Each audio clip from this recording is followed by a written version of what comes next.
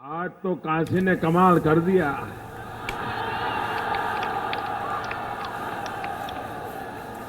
ये वाराणसी की तस्वीरें हैं जहां पर प्रधानमंत्री नरेंद्र मोदी पहुंच चुके हैं जनसभा को संबोधित करने के लिए।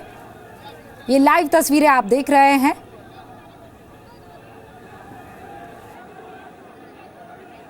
जब चुनाव घोषित हुआ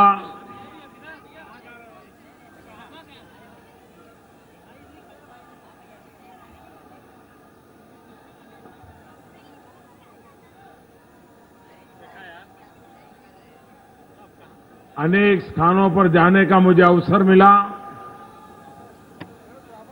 और आज जब इस काशी की पवित्र धरती पर मेरे कार्यक्षेत्र में आप सबके बीच आने का सौभाग्य मिला है, तब एक बार आप सब हमारी साथे जोर से बोली, हर हर महादेव, हर हर महादेव, हर हर महादेव। भारत माता की, भारत माता की। ऐजा उपस्थित सब लोगन के हमार प्रणाम बा।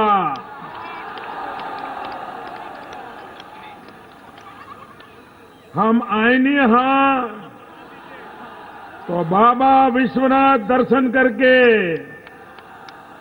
फिर से सौभाग्य मिलल हा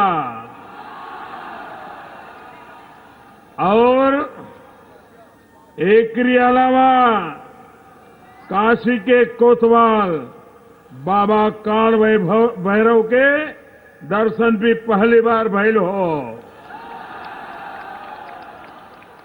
और ये दोनों सौभाग्य हमके आप लोगन की आशीर्वाद से ही प्राप्त होइल हा। ऐसे काशी के सब गुरुदेवन के हमार प्रणाम बा।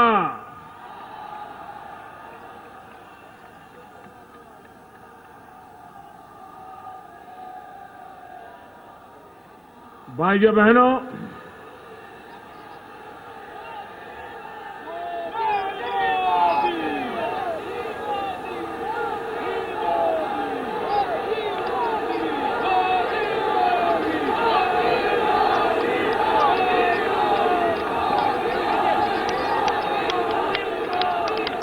अब आप मुझे बोलने दीजिए क्योंकि मुझे यहां से सीधा एयरपोर्ट जाकर के दिल्ली के लिए प्रस्थान करना है।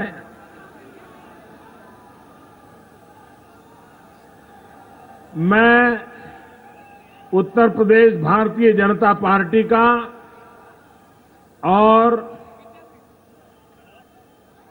काशी बीजेपी का हृदय से आभार व्यक्त करता हूं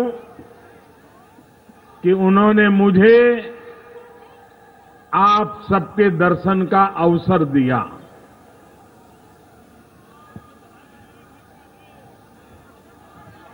पार्टी की इच्छा थी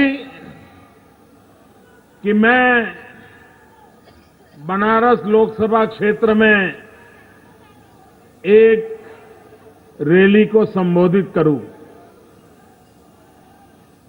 मैंने पार्टी को विनती की कि काशी मेरा लोकसभा का क्षेत्र है, मैं आऊं या ना आऊं, आप तो चुनाव जीतने ही वाले हो, लेकिन यहां के सांसद के नाते, यहां के जनप्रतिनिधि के नाते जनता जनार्दन के दर्शन करने का मुझे सौभाग्य मिलना चाहिए। मेरे मन में एक और कसक भी बड़े दिनों से पड़ी थी। जब मैं लोकसभा का चुनाव लड़ा, नामांकन भरने के लिए आया, मैं यहां के लिए नया था। मेरे लिए बहुत आवश्यक था कि मैं पूरे क्षेत्र में कम से कम एक बार भ्रमण करूं, लेकिन पूरे देश का जिम्मा इतना बड़ा था कि वो संभव नहीं था। तो तय किया था कि जिस दिन मैं नामांकन भरने जाऊंगा, उसी दिन वहीं पर एक रैली करूंगा और बाद में मतदान के 1-2 दिन पहले आकर के एक आध 2 स्थान पे जाऊंगा। लेकिन मुझे दुख के साथ कहना पड़ेगा, शायद हिंदुस्तान में मैं एक पहला व्यक्ति ऐसा था जो चुनाव लड़ रहा था, यहीं से चुनाव लड़ रहा था। लेकिन उस समय के इलेक्शन कमीशन ने, यहां के इलेक्शन कमीशन जो अधिकारी थे, उन्होंने मुझे सभा नहीं करने दी थी। नामांकन के बाद जो रैली करनी थी, पहले परमिशन दी थी, तैयारियां हो चुकी थी, लेकिन पता नहीं उन पर क्या दबाव आया, उन्होंने मेरी रैली कैंसिल कर दी। अब मैं नियमों का पालन करने वाला इंसान रहा हूं, मैं हाथ जोड़ करके चला गया। जब मतदान के दिन थे, 1-2 दिन पहले समय मांगा, तब भी इलेक्शन कमीशन ने काशी में मुझे जनसंपर्क करने से मना कर दिया, सभा करने से मना कर दिया। तब से मेरे मन में कसक थी कि काशी ने मुझ पर इतना बड़ा उपकार किया, मैं जनसंपर्क नहीं कर पाया, अपनी बात कभी नहीं बता पाया। उसके बावजूद भी काशी के लोगों ने मुझ पर इतना प्यार बरसाया, इतने आशीर्वाद दिए और भारी बहुमत से मुझे विजयी बनाया।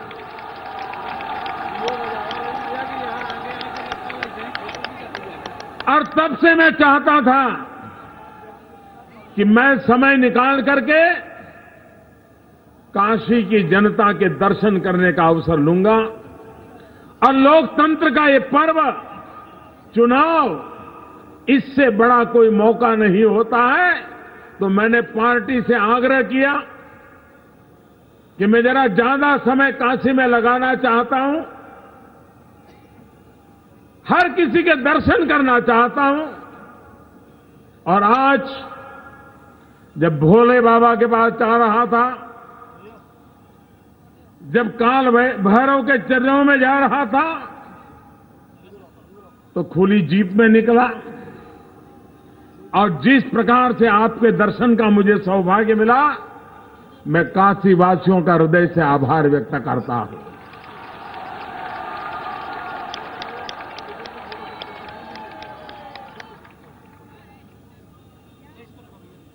आज तो मैं वापस जाऊंगा, लेकिन कल शाम फिर से आऊंगा और कम से कम एक रात तो रुकना चाहिए। तो कल मैं रुकने वाला भी हूं। नरेंद्र मोदी भले प्रधानमंत्री हो, भले सांसद हो, लेकिन वो भारतीय जनता पार्टी का एक छोटा कार्यकर्ता भी है। जब हजारों कार्यकर्ता, हर उम्र के कार्यकर्ता, पुरुष कार्यकर्ता, महिला कार्यकर्ता दिन रात मेहनत करते हो, तो मुझे भी कंधे से कंधा मिला करके कुछ घंटे उनके साथ काम करना चाहिए। एक कार्यकर्ता के नाते मेरी आदत भी तो बनी रहनी चाहिए ना, मेरी आदत भी तो बिगड़नी नहीं चाहिए। और इसलिए मैं काशी में अपने भीतर के कार्यकर्ता को जिंदा रखने का हमेशा अवसर खोजता रहता हूं, और वो अवसर आपने मुझे दिया, मैं आपका बहुत आभारी हूं। भाइयों बहनों, काशी मेरे लिए एक सिर्फ राजनीतिक क्षेत्र नहीं है। मुझे काशी के लोगों ने भी चुना था, वडोदरा के लोगों ने भी चुना था। मैं काशी छोड़ करके वडोदरा का एमपी बन सकता था, लेकिन मैंने काशी को अपना कार्यक्षेत्र इसलिए बनाया है कि दुनिया का, मानव इतिहास का ये सबसे पुराना नगर, उसकी शान शौकत कैसे वापिस आए।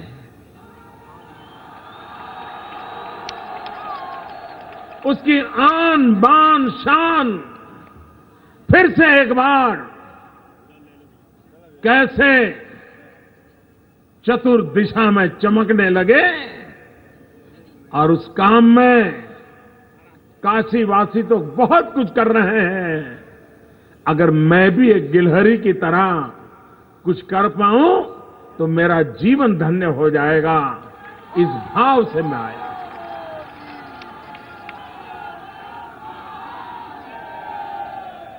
आपका प्यार, आपका स्नेह, आपका आशीर्वाद मुझे यहां बार बार खींच करके ले आता है।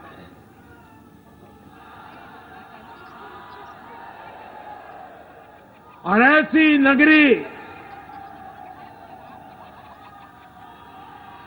मैं एक बार अमेरिका में बोस्टन शहर में गया था, तो वहां के एक यूनिवर्सिटी में कार्यक्रम करके मैं निकला, तो वहां जो मेरे यजमान थे उन्होंने मुझे एक गली दिखाई बोस्टन में, और उन्होंने कहा कि इसको बोस्टन का काशी कहते हैं। अमेरिका के बोस्टन शहर में एक गली, वहां के लोग इसको काशी के नाते जानते हैं, और बोले यहां पर गुरु शब्द कॉमन है। प्रोफेसर के लिए, टीचर के लिए गुरु शब्द कॉमन है, और वो काशी के साथ हमें जोड़ता है। ये जब सुनते हैं तो कितना गर्व होता है भाई, कितना गर्व होता है। ये शहर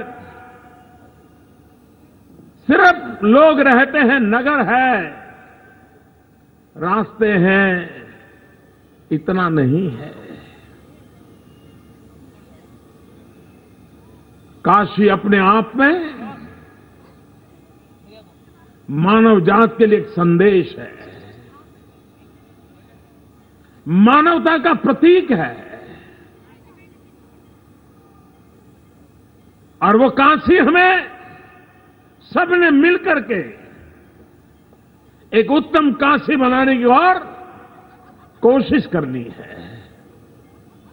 जब से एक सांसद के नाते आपने मुझे काम दिया है, आपने देखा होगा हर बार कोई न कोई नया प्रकल्प लगाए रखता हूं मैं। अनेक प्रकार से काम कर रहा हूं, क्योंकि आपने मुझे सेवा करने का मौका दिया है, और मैं सेवा करके धन्यता अनुभवता हूं।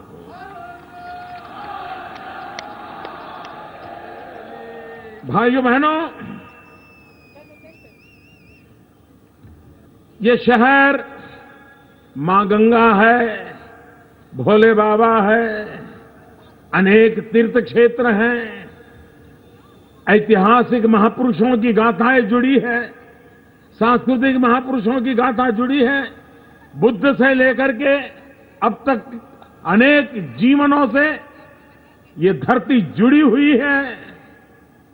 लेकिन इसके साथ साथ हमारे लिए काशी की ये जो आत्मा है, उस आत्मा को तो बनाए रखना है, लेकिन काशी का कायाकल्प भी करना है।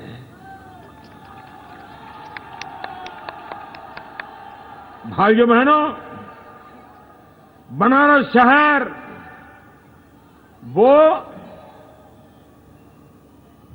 ऐसा शहर जिसमें विरासत भी हो, वाईफाई भी हो।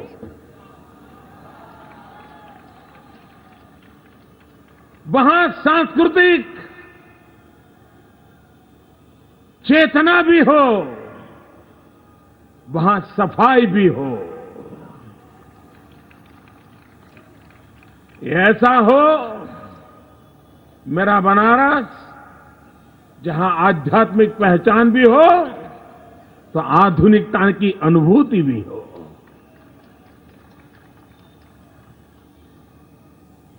गंगा मां जैसे बहती रहती है, वैसे मेरा बनारस भी उसमें कभी ठहराव न हो।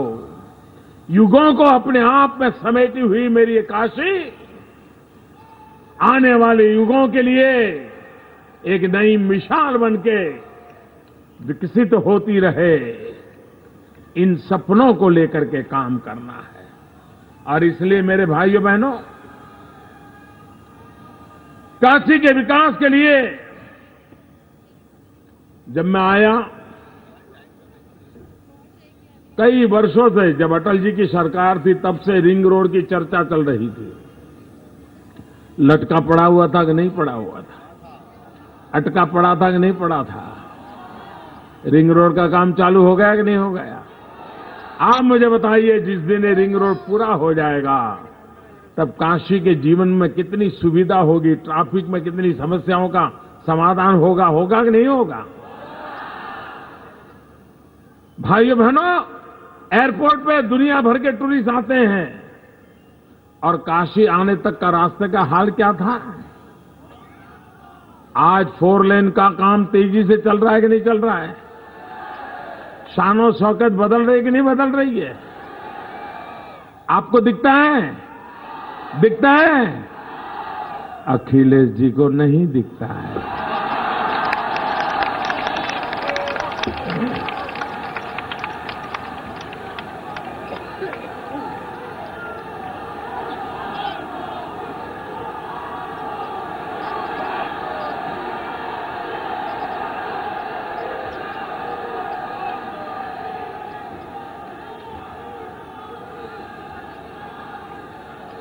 ये हमारे शहर का अंधरा पुल, कितने सालों से अंधरा पुल की बातें होती थी, काम हो रहा था क्या? हमने करके दिखाया कि नहीं दिखाया? भाइयों बहनों, काशी जितना पुराना है, लेकिन उसमें रुकावट बनती है जब आसमान में देखते हैं, चारों तरफ तार लटकते हैं। लटकते हैं कि नहीं लटकते हैं?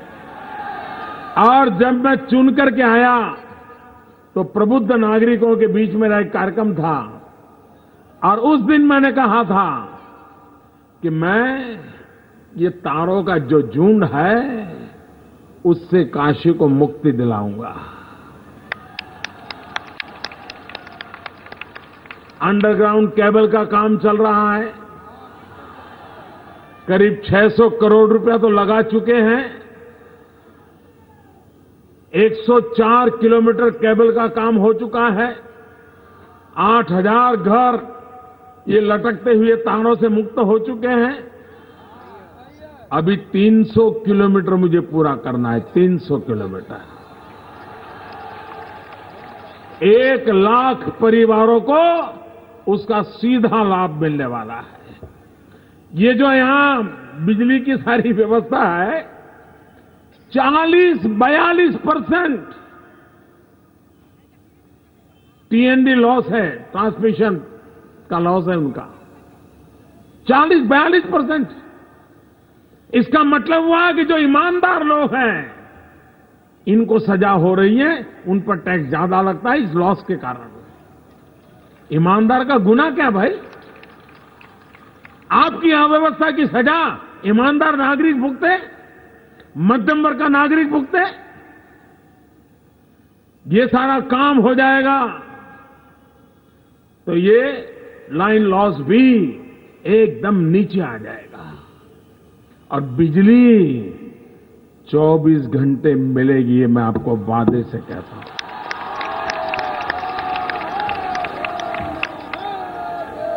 अब मुझे बताइए, काशी में बिजली 24 घंटे मिलती है कि नहीं मिलती है? नहीं, मुझे गंगा की सौगंध खाने की जरूरत है क्या? देखिए, कोई ईश्वर को माने या ना माने, लेकिन ईश्वर की ताकत तो होती है कि नहीं होती है? जो रोज झूठ बोलते थे, रोज झूठ बोलते थे, रोज झूठ बोलते थे, आज जब वो मंदिर जा रहे थे उसी समय बिजली चली गई।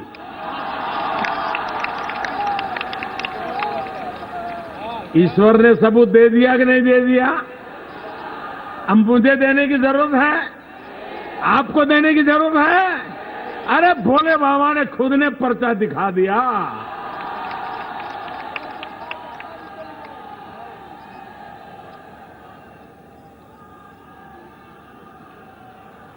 भाइयों बहनों,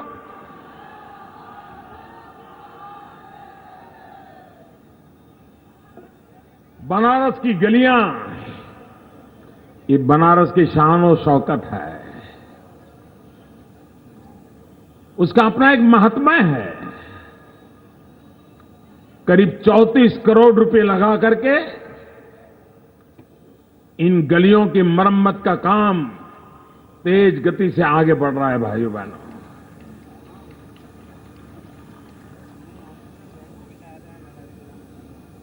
विकास में इंफ्रास्ट्रक्चर ये समस्याओं का स्थायी समाधान करता है। हमारा रेलवे स्टेशन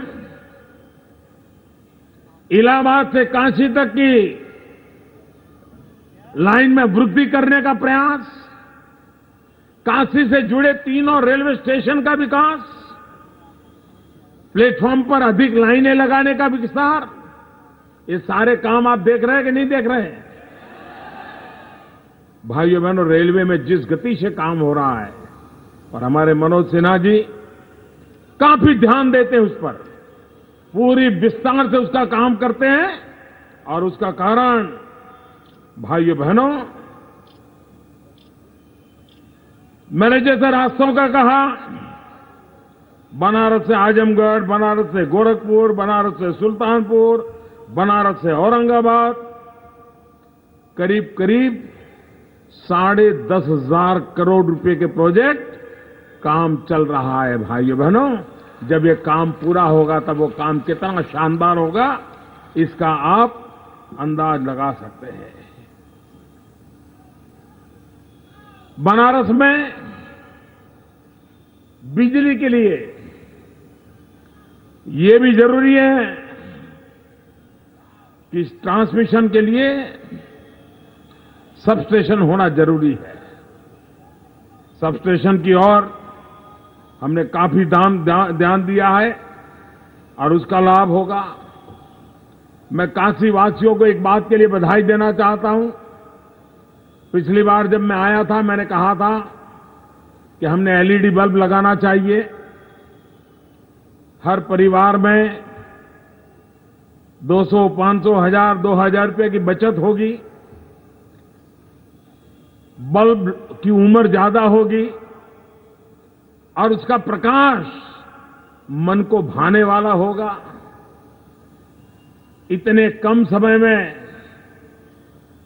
बनारस के नागरिकों ने 9 लाख से ज्यादा एलईडी बल्ब लगा दिए। बहुत बड़ा काम किया है।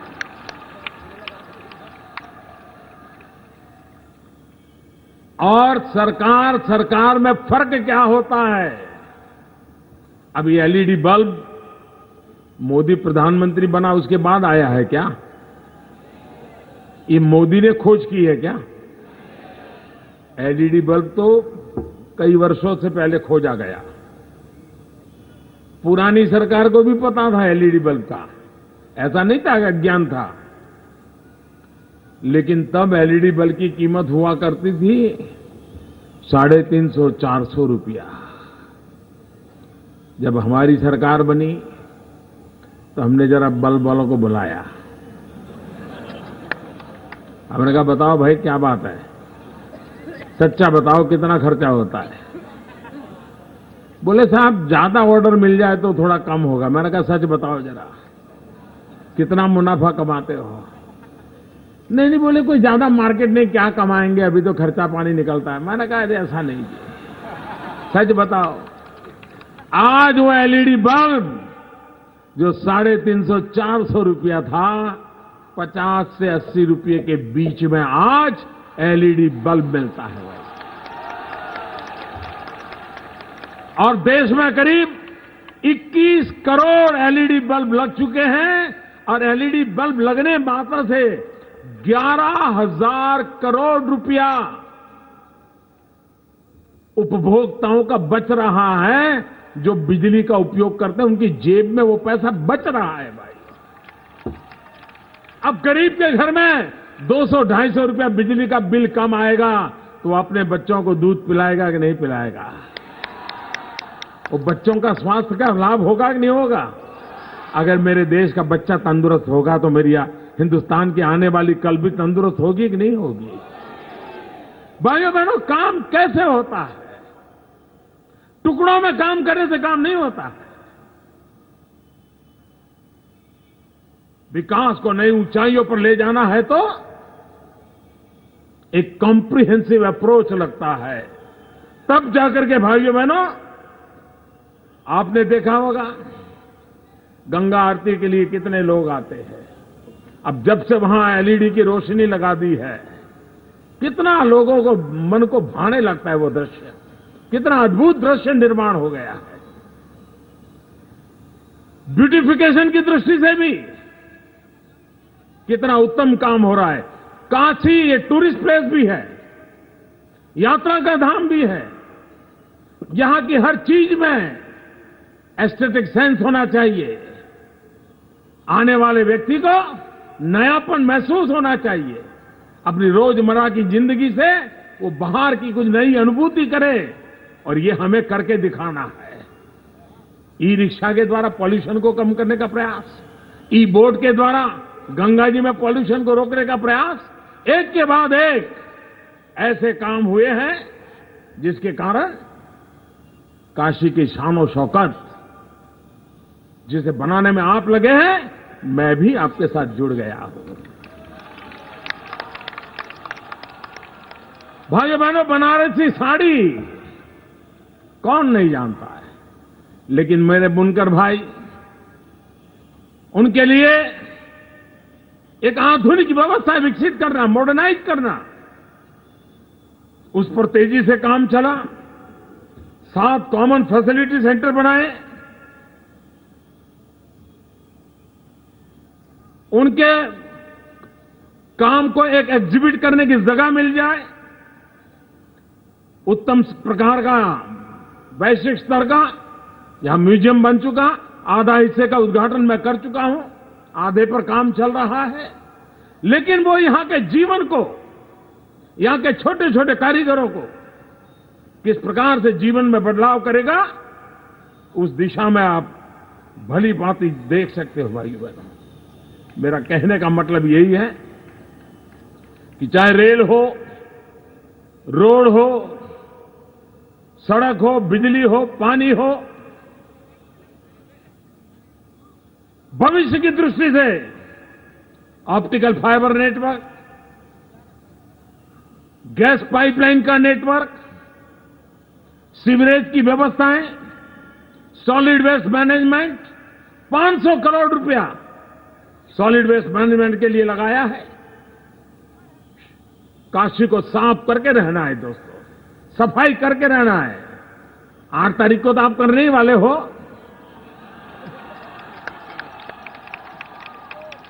पूरा उत्तर प्रदेश करने वाला है ये।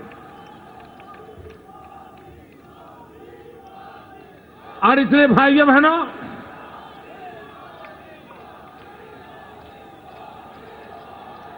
मुझे काशी वासियों से भी, बनारस के लोगों से कई सुझाव आते रहते हैं, अपनेपन से आते रहते हैं। विकास के नए नए विचार आ रहे हैं, यहां के नौजवानों को रोजगार के अवसर उपलब्ध हो, टूरिज्म का एक बहुत बड़ा क्षेत्र विकसित हो, उस पर हम बल देकर के आगे बढ़ना चाहते हैं। जिसको आधुनिक से आधुनिक व्यवस्थाएं कहे, वो व्यवस्थाओं से बनारस को हमें सज्ज करना है। और बनारस इस पूरे पूर्वी भारत का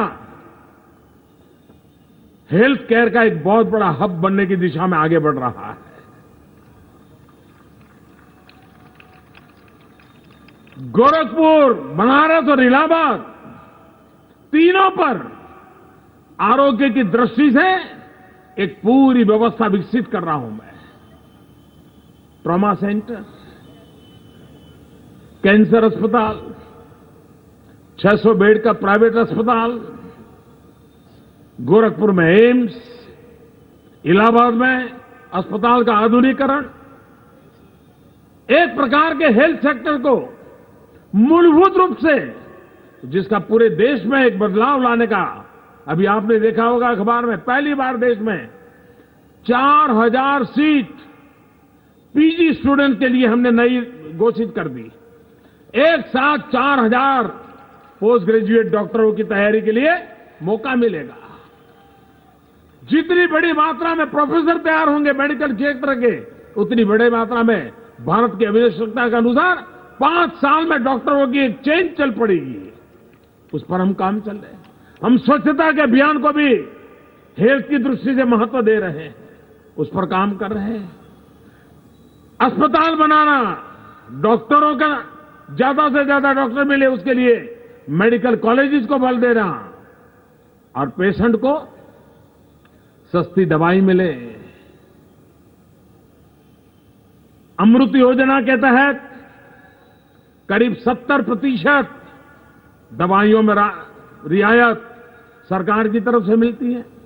प्रधानमंत्री जन औषधि परियोजना के तहत मैंने एक दिन अभी सोशल मीडिया में देखा, एक व्यक्ति ने पुराने अपने सारे बिल रखे थे और ये नई सरकार आने के बाद प्रधानमंत्री जन औषधि बनाया, उसका बिल रखे थे, सारा सोशल मीडिया में रखा है। और उसने लिखा है कि पहले मुझे दवाई का खर्चा मेरे मां बाप के लिए करीब 6700 रुपया होता था, और आपकी ये जो प्रधानमंत्री जन औषधि योजना बनी है, वही दवाइयां मेरे मां बाप को मिल रही है और मुझे खर्चा सिर्फ 700 रुपया आता है।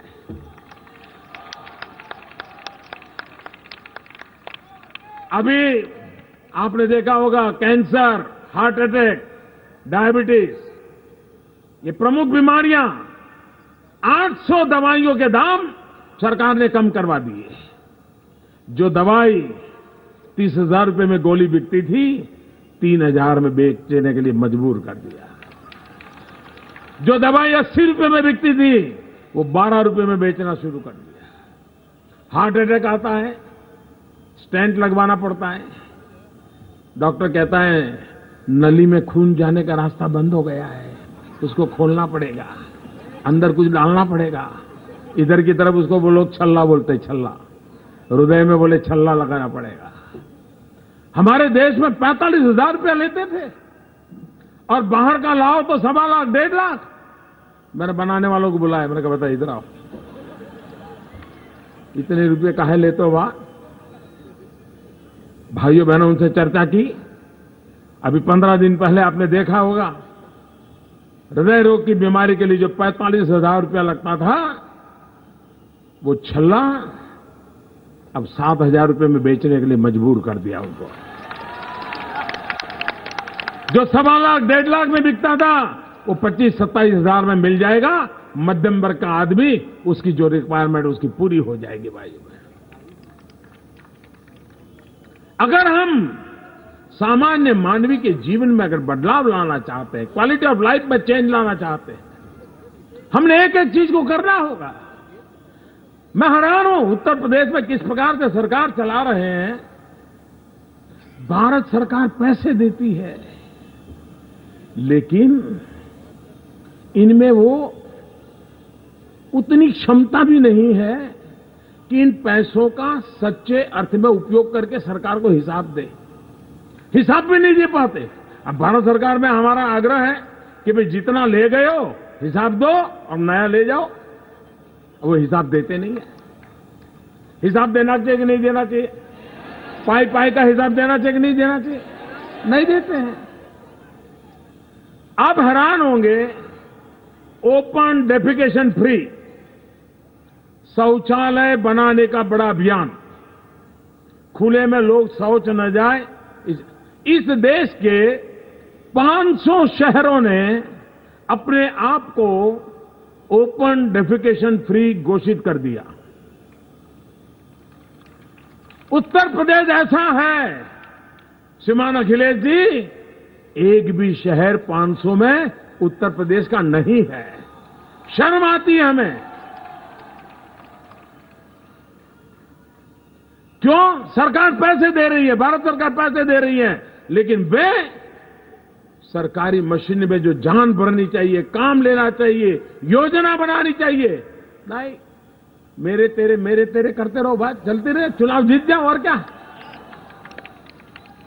सारी बर्बादी का कारण ये चुनाव की सोख्तेबाजी है। अरे जनता जनार्दन की सेवा करो, अपने आप चुनाव के नतीजे आते रहते हैं, इसकी काहे को इतनी चिंता करके चलते हो? लेकिन नहीं, दिन रात वही हिसाब लगाते रहना, और उसका परिणाम है कि जनता की भलाई का काम होता नहीं है। गंगा की सफाई, हमारी एक मीटिंग हुई, उसमें तय हुआ कि आप प्रदूषण फैलाने वाले, एनवायरमेंट को नुकसान करने वाली जितने इंडस्ट्री हैं जो अपना कूड़ा कचरा गंगा जी में डालते हैं, उनको जरा नोटिस तो दो, पूछो तो सही, कॉमन एफ्लुएंट प्लान बनाने के कुछ कहो। भारत सरकार पैसे देगी। ये चुनाव के हिसाब किताब में किसी को नोटिस देकर के ठीक करने के लिए तैयार ही नहीं है। भाइयों बहनों, जिन जिन राज्यों में सरकारें हैं, गंगा के तट पर जो सरकारें हैं, उन सरकारों ने जिम्मेवारी लेनी होगी। भारत सरकार धन मुहैया कराएगा, भारत सरकार योजना बनाएगा, लेकिन लागू करने के लिए आप लोगों को हाथ बटाना पड़ेगा। लेकिन मैं हैरान हूं, ये उनकी प्राथमिकता में नहीं है, उनके लिए इसका महत्व नहीं है। अगर ये मानसिकता रही तो उत्तर प्रदेश को लगातार हम पीछे छोड़ते चले जाएंगे। यहां के नौजवानों के रोजगार के लिए कितनी बड़ी संकट पैदा होगा।